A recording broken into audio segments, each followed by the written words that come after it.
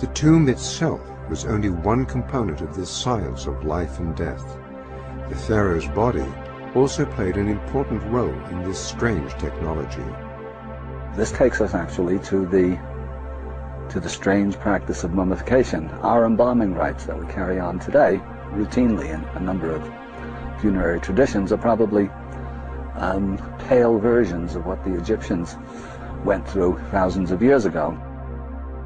Over the course of a couple of thousand years, this process got more and more elaborate until in the New Kingdom, in the tombs of the Valley of the Kings, that process reached a culmination that is incredibly complex and, to us, somewhat repellent.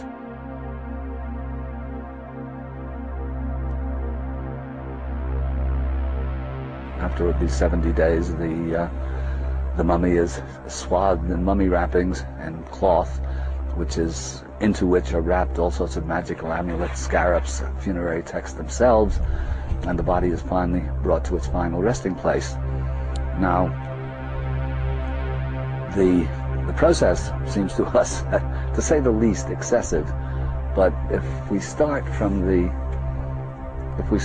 proposition that maybe the Egyptians knew what they were talking about, it's worth looking at this as something perhaps more than just superstition, or an incredible amount of detail lavished upon superstition. Maybe this accounts for both the incredible attention, work, money, time that went into mummifying a dead pharaoh, and this kind of shiver that comes through you when you think of it. There's something repugnant about it. You shouldn't need to have to go through all of that. The thinking was that perhaps as long as the physical body of the pharaoh existed, the discarnate or disembodied ka, or soul, of the king was not obliged to reincarnate. And that corresponds in its own way to the Tibetan understanding that the objective of the whole exercise of life, you might say, is not to reincarnate, but to become a star and join the company of Ra and sail across the sky in his boat of millions of years. So I can't say if that is actually the explanation, but to me it made sense. The physical body of the pharaoh was rendered timeless, perhaps turned into an open gate, or perhaps a type of anchor. It was heavily supplied with all manner of spells, amulets, talismans, and other forms of magical protection.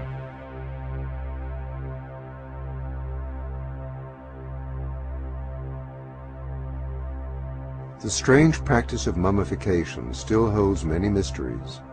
Why were some organs carefully preserved while the brain was scooped out and discarded? An unexpected insight into this question can be found in the work of Dr. Rick Strassman. His pioneering work has raised some very important questions about the pineal gland and its interaction with a strange hallucinogenic chemical known as DMT. Could the interaction of these two components be the seat of consciousness? Could it in fact be the gate through which we enter and leave each new life?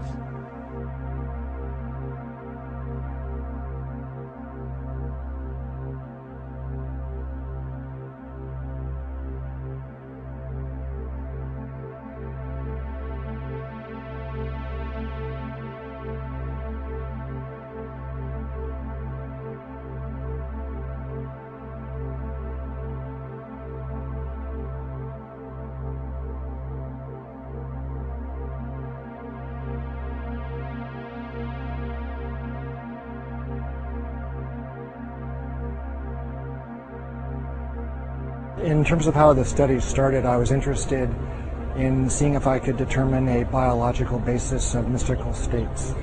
That was probably how things started in the first place. And I was quite impressed with some of the commonalities that seemed to occur between spontaneously occurring mystical states, such as those that occurred with meditation and with spiritual practices, and even those described, from near-death experiences. Quite a few of those descriptions seem quite comparable descriptions of people on large doses of psychedelic drugs. And so I started to think about the possibility of some kind of compound in the brain with psychedelic properties that could be underlying some of these spontaneous experiences. I began becoming interested in the pineal gland as a possible source of some kind of psychedelic chemical in the brain. It's an extremely mysterious organ. It's quite small. There seemed to be some kind of a kind of visual correspondence with light and with color in the pineal. And also it has quite a long history in the context of the mystical literature. It's been described as the third eye and as the crown chakra, those kinds of things. And it's spoken of as being activated when people attain quite high mystical states. And so one of the interesting aspects of pineal development also is that it appears in the human embryo at around 49 days of gestation. And 49 days is also the time that the Tibetans believe is required for one soul to incarnate onto the next. So that was a pretty interesting, coincidence.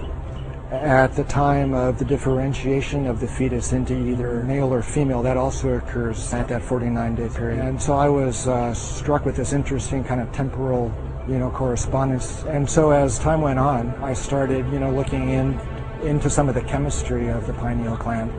And it seemed as if it was capable of making a compound called DMT. DMT stands for dimethyltryptamine. It's like a chemical cousin of serotonin. And it's quite a profound hallucinogenic type of chemical.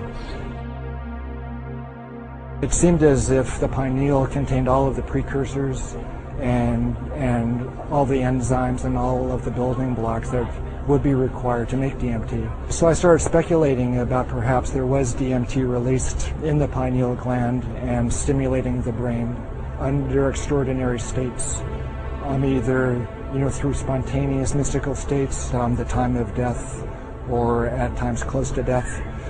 And also I started speculating that perhaps it was stimulated at the time of birth as well.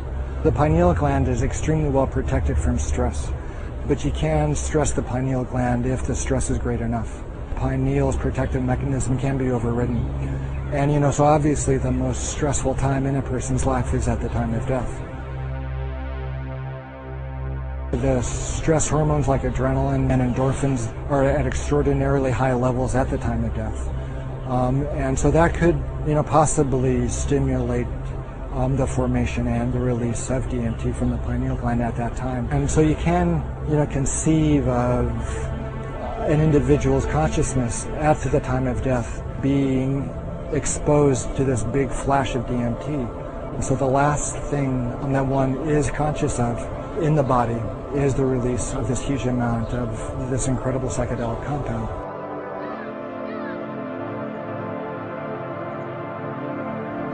During his testing, Strassman discovered that abnormal levels of the chemical DMT triggered states of consciousness that closely paralleled common experiences of an afterlife. Well, that's true. Almost everybody experienced an extremely profound, an extremely unmistakable separation of their body and their consciousness from each other.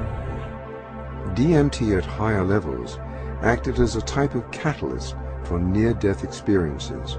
In fact, it seemed to actually induce the machinery of the afterlife to swing into motion.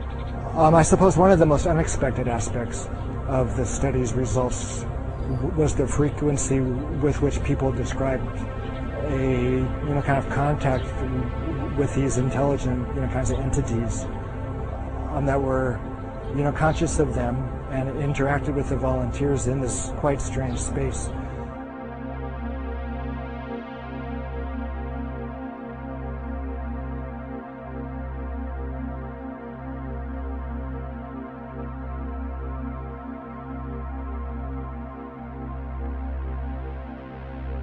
So these entities were both helpful and, kind of malevolent as well. Some of the helpers were kind of angelic, while other of these entities were kind of malignant and threatening.